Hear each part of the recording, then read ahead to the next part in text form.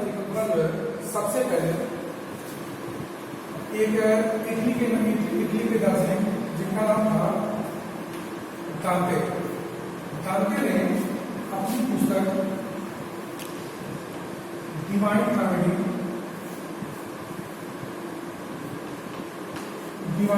लिखी थी। ठीक है, इन्होंने यूरोप में सबसे पहले राष्ट्रवाद की परिकल्पना शुरू की थी। फिर राष्ट्रवाद किसे कहते हैं? किसी भी राष्ट्र के प्रति जो है समर्पित होना और उसकी बुराइयों को नजरअंदाज करते हुए उसकी अच्छाइयों को ही प्रस्तुत करना ही राष्ट्रवाद। ठीक है, राष्ट्रवाद सबसे पहले इटली में प्रारंभ हुए, लेकिन इसकी विस्तृत व्याख्या हम देखते हैं शुरू हुआ कहां? सबसे पहले फ्रांस में क्रांति से पूर्व मैं आप लोगों को इसे फ्रांस के इतिहास में इससे बैक लेके चलता हूं। तो फ्रांस के इतिहास में आप लोग देखेंगे कि 1789 4 जुलाई 1789 को फ्रांस में क्रांति हुई थी, बास्तिल का पतन हुआ था। ये देखिए, ठीक है। तो आप लोग यहां पर देखेंगे कि 4 जुलाई 1789 से पूर्व फ्रांस में राजतंत्र व्यवस्था थी। कौन सी व्यवस्था थी? राजतंत्र व्यवस्था। इसको अगर इंग्लिश में देखते हैं इसको कहते हैं मोनार्की सिस्टम कहते हैं। राजतंत्र व्यवस्था में राजा देश का या राष्ट्र का सबसे प्रमुख व्यक्ति होता था। ठीक है, और ये जो राजतंत्र व्यवस्था थी यहाँ पर, इसमें जो है राजा कभी ऐसा भी होता था कि राजा निरंकुश भी होता था, राजा प्रजा हित पालक भी होता था।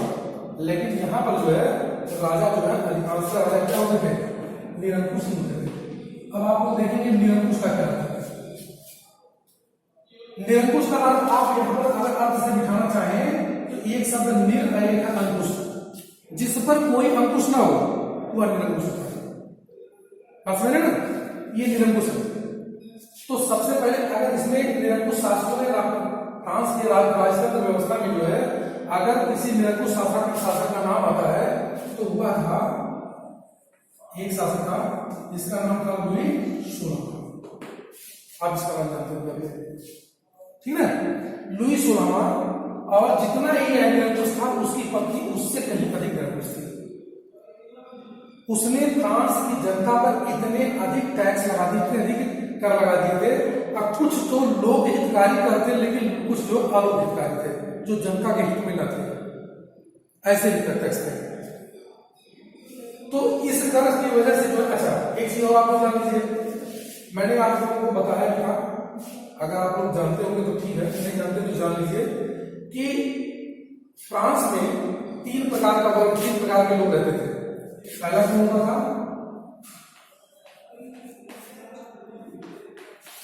उच्च वर्ग। और दूसरा क्या होता था? मध्यम वर्ग। और तीसरा क्या होता था? निम्न वर्ग।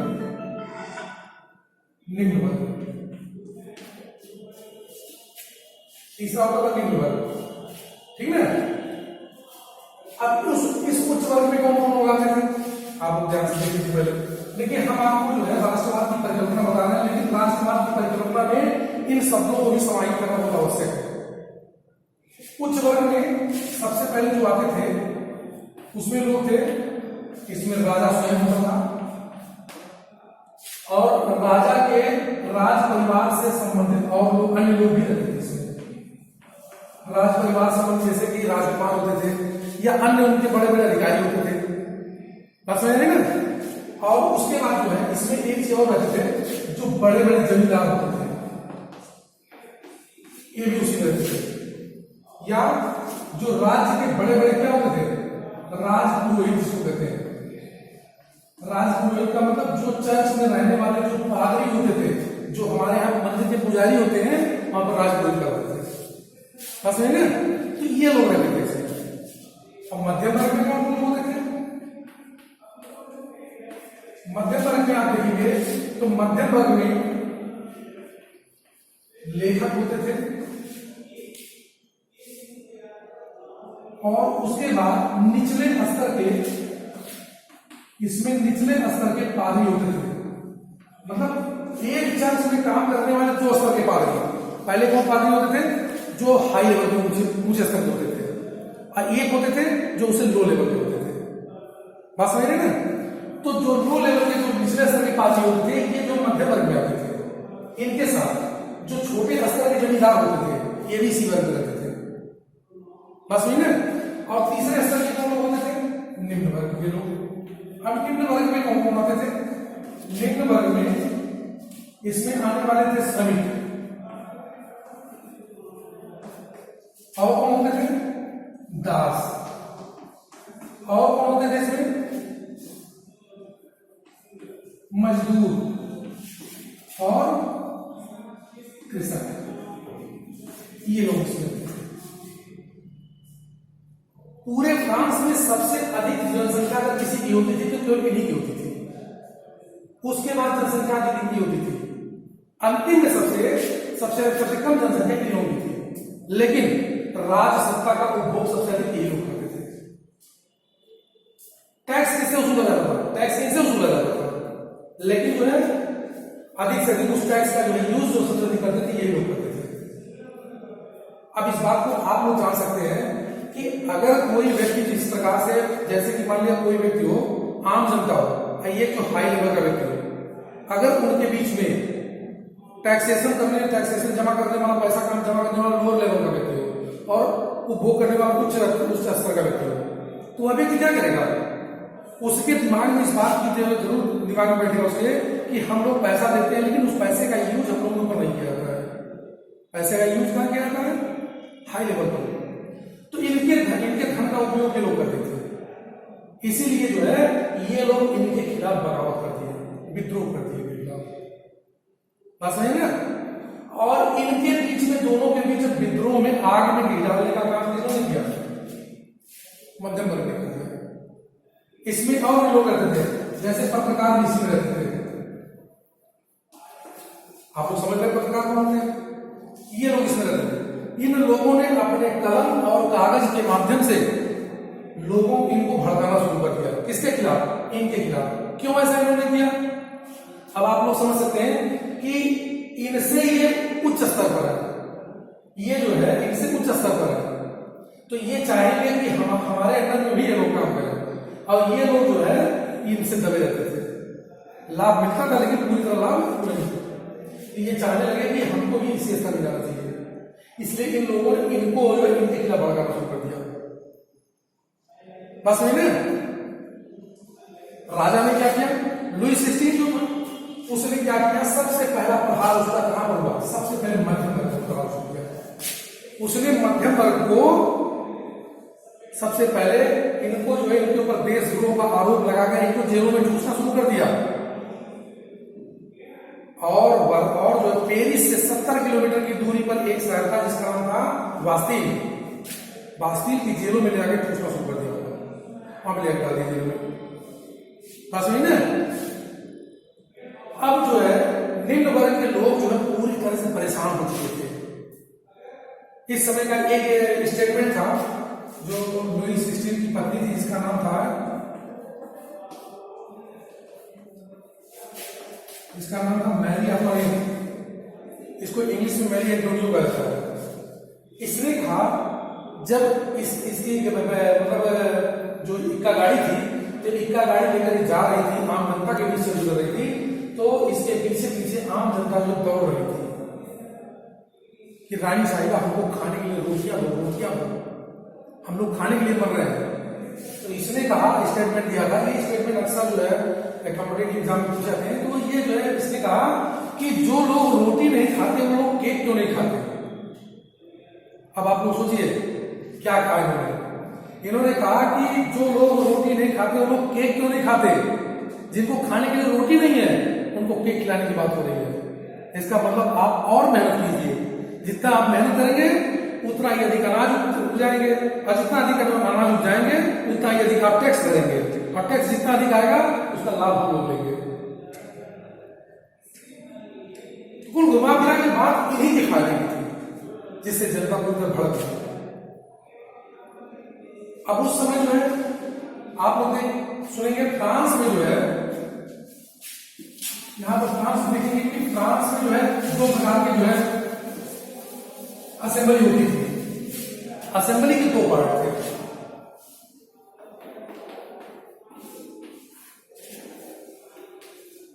दो प्रकार की असेंबली थी फ्रांस में, ठीक है।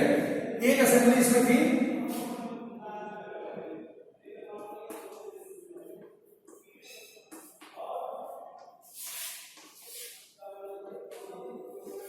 नेशनल असेंबली, अब दूसरे का क्या नाम था,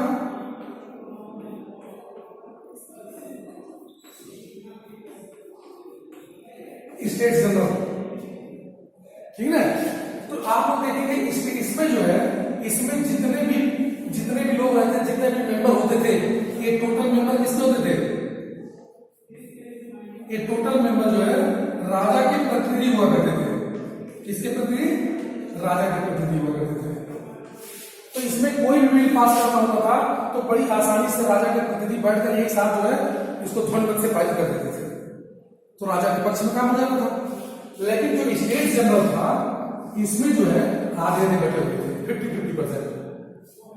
आधा जो इसका भाग था इसमें राजा के प्रतिनिधि इसमें भी रहते थे, इसमें भी राजा के प्रतिनिधि, और आधे जो है इसमें आधे में आम जनता के प्रतिनिधि हुआ करते थे। इसके प्रतिनिधि आम जनता के प्रतिनिधि। तो आम जनता ने सोचा कि क्यों मैं इस पर स्टेट जनरल की मीटिंग बुलाई जाए। वहां पर पेरिस में एक शहर, एक जगह था जिसका नाम था, उस जगह का नाम था टेनिस कोर्ट। क्या नाम था उसका, टेनिस कोर्ट। जैसे मीटिंग करने के लिए आप लोग सुने होंगे कि यहाँ पर क्या नाम है, भारत में एक जलियांवाला बाग हत्याकांड हुआ था। तो जलियांवाला बाग हत्याकांड में जलियांवाला बाग एक स्थान था, उस स्थान पर मीटिंग बुलाई गई थी जहां पर पुलिस ने चारों तरफ घेर कर गोलीबारी की थी।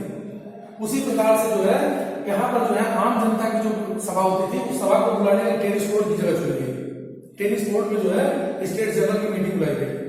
अब स्टेट जनरल वहां पर इकट्ठा तो हुए, लेकिन जो है जैसे ही इस टेनिस कोर्ट के अंदर एंट्री किए, आम जनता के जो प्रतिनिधि थे इनको यहीं पर मिलिट्री ने रोक दिया, अंदर घुसने नहीं दिया। घुसे कौन लोग, केवल राजा के प्रतिनिधि, केवल सीनेटर जो किंग सीनेटर केवल घुसे अंदर। और इन्होंने राजा द्वारा जो लगाया गया, जो वहां पर जो टैक्स था, उस टैक्स का नाम शायद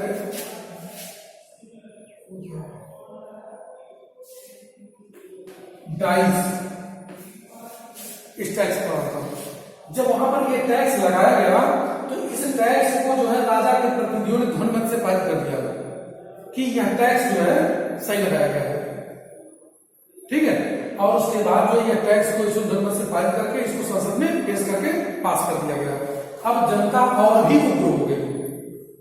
जनता ने क्या किया, जनता ने क्या किया, जनता ने इस पर जो विद्रोह कर दिया, और विद्रोह करने के दौरान उन्होंने क्या किया, इन्होंने पूरे पेरिस पर वहां से मिलिट्री शासन को हटा दिया, घेर दिया और पूरे पेरिस पर उन्होंने कब्जा किया। किसी प्रकार से क्रांतिकारियों को यह पता चला कि फ्रांस की पेरिस के उत्तर में 30 किलोमीटर की दूरी पर एक शहर था जिसका नाम था वर्साय, ठीक है। इस वर्साय नामक स्थान पर जो है यहाँ का राजा रहता है, और यहाँ पर जो है अगर इस राजा को इसके राजा ने एक राजा के लिए जो है तमाम जनता ने एक जो घोषणा पत्र बनवाया कि अगर घोषणा पत्र पर राजा साक्षात्कार देता है तो उसके अधिकारों को स्वतः समाप्त कर दिया जाए और फिर से राजतंत्र से फ्रांस में क्या जाए, प्रजातंत्र कर जाए। इन लोगों ने यहाँ 30 किलोमीटर का पैदल मार्च किया, पहुंचे वहां पर और राजा के महल को पूरी तरह से उन्होंने घेर लिया। राजा के महल को घेर कर उन्होंने पूरी तरह से वहां पर उनको घोषणा पत्र दिखाया गया कि अगर आप इस पर हस्ताक्षर कर देते हैं तो आपकी जान को बख्श दिया जाएगा, अन्यथा आपको मार दिया जाएगा। लेकिन उन्होंने बात नहीं मानी और लुई 16वें को और मैरी एंटोनियो इनको और इनके बच्चों को वहीं पर जिंदा जला दिया। मार दिया गया, बस इनको मार दिया गया, ठीक है।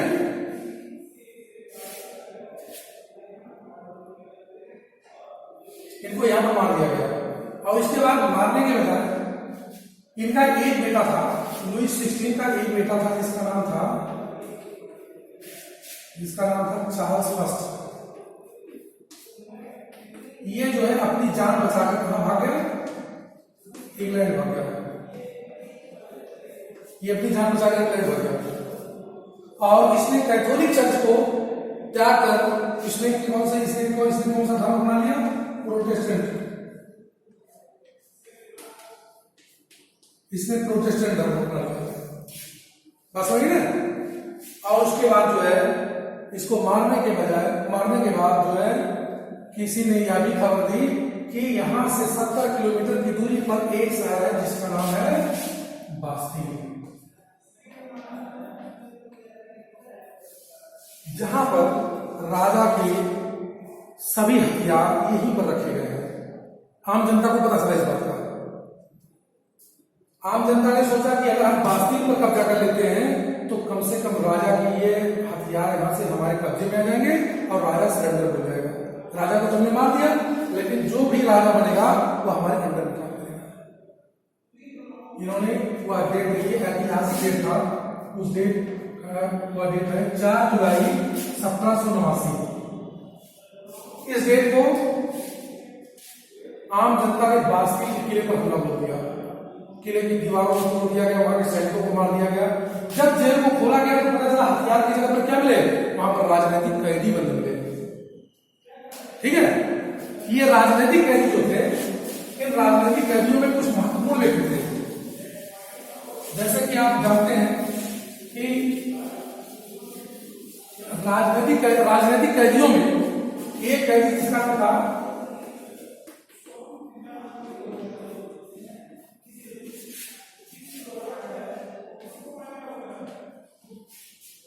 इसका हिंदी नाम देखिए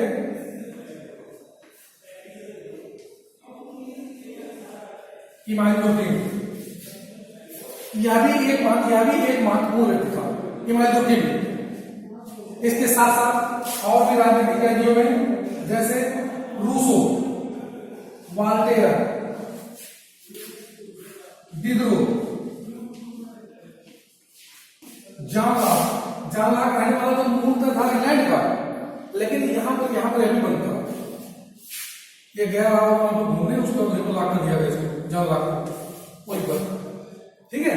तो ये सब राजनीतिक कैदी में बन गए। ये लोगों को छुड़ाया गया। इन लोगों ने एक नए समाज की परिकल्पना शुरू कर दी। एक नए समाज की परिकल्पना शुरू की कि किस प्रकार से राजतंत्र को हटाकर प्रजातंत्र लाया जाए। तो प्रजातांत्रिक व्यवस्थाओं को बनाया गया वहां, जिसमें आप देखेंगे इमादुद्दीन की एक पुस्तक जिसका नाम था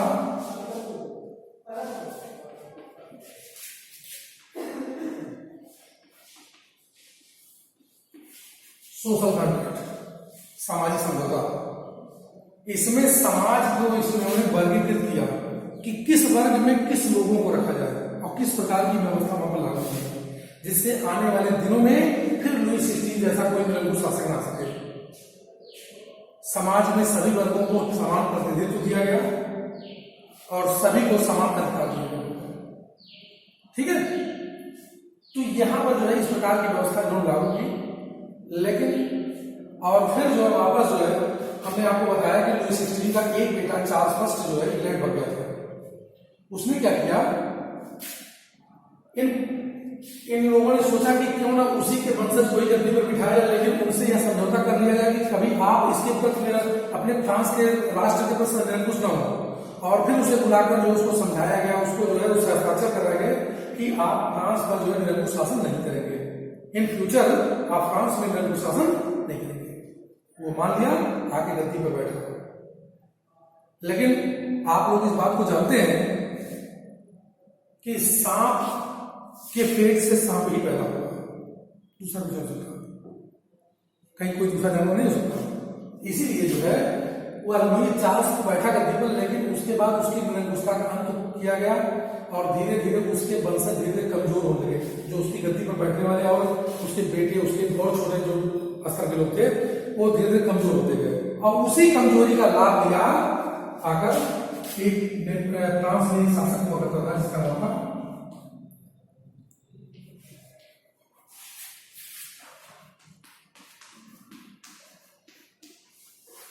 नेपोलियन बोनापार्ट।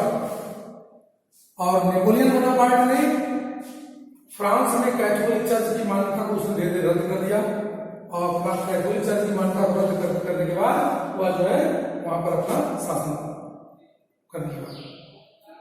ठीक है, नेपोलियन बोनापार्ट ने लगभग धीरे धीरे वह अपनी तानाशाही के बल पर वह यूरोप के छोटे छोटे देश जैसे Belgium, Poland, Slovakia, Germany, Switzerland, इन सभी देशों पर उसने कब्जा कर लिया और उसने वहां पर जो है एक प्रकार की नई व्यवस्था लागू कर दी, जिसका एक प्रकार की नई संहिता लागू, संहिता को उसको नाम दिया गया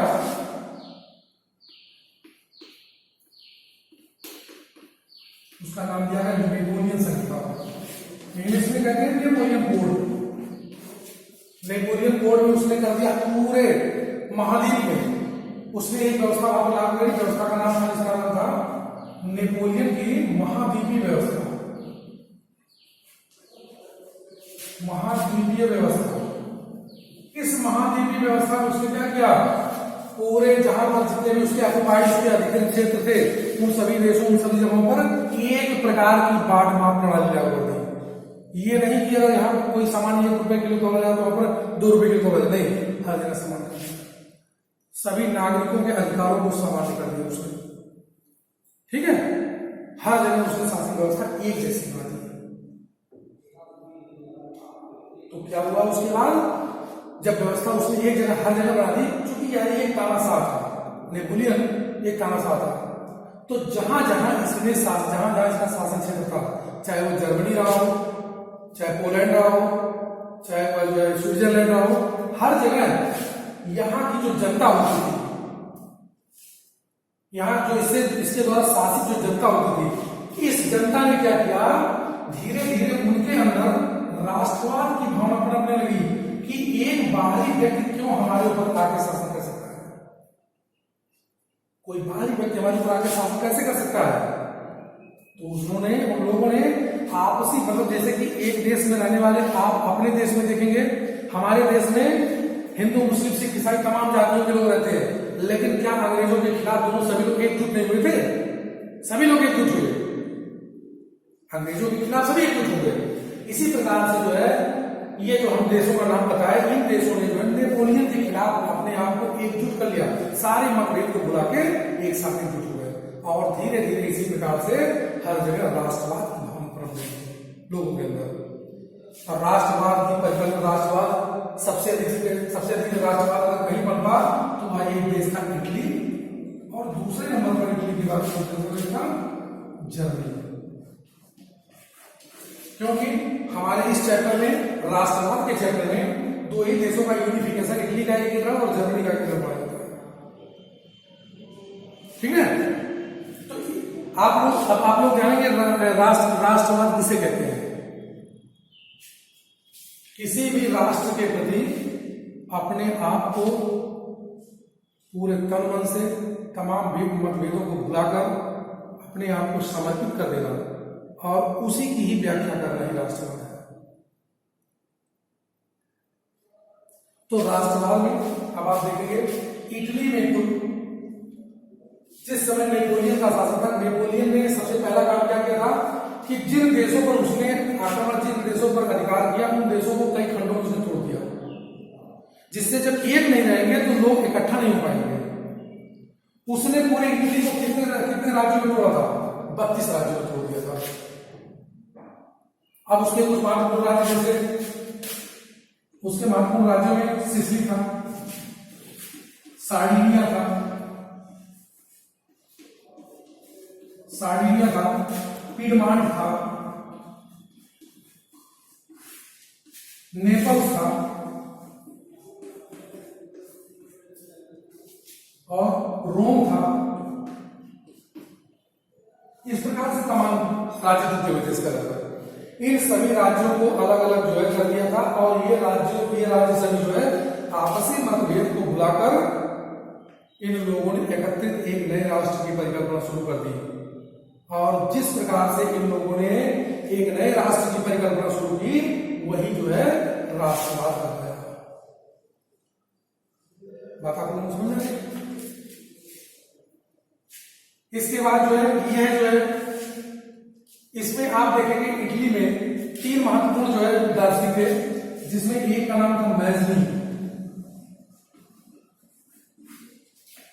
एक का नाम था काबू,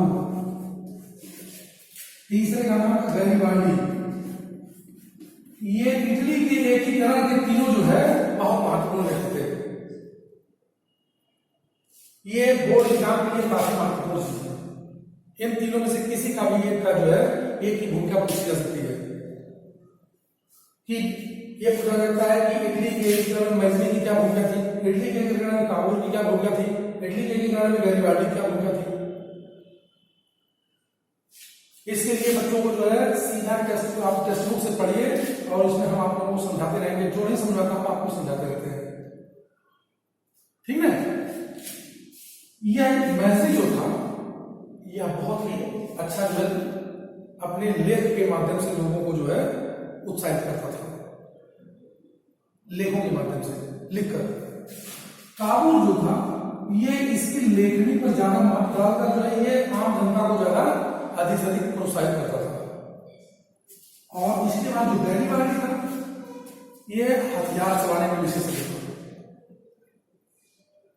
देखो किसी भी क्रांति के लिए, जैसा कि हम अभी जानते हैं कि कहीं पर भी किसी भी देश में कहीं भी क्रांति होती है तो केवल एक ही प्रकार के व्यक्ति क्रांति करते हैं। भारत में 2 पार्टियां थी, नरम दल और गरम दल। तो नरम दल में वो लोग थे जो अंग्रेजों से अपनी बातों को प्रेम से मनवाते थे, काका भले लाठी खाते थे, ठीक है। जैसे दादा भाई नौरोजी थे, योगेश्वर बनर्जी थे, ये लोग थे। तो ये लोग जो झगड़े वाले झंझट में नहीं पड़ना चाहते थे।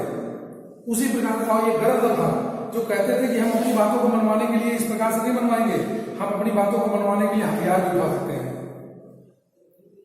आप लोग जानते हैं चंद्रशेखर आजाद, भगत सिंह को जानते हैं, ये सब गरम दल के नेता थे, ठीक है।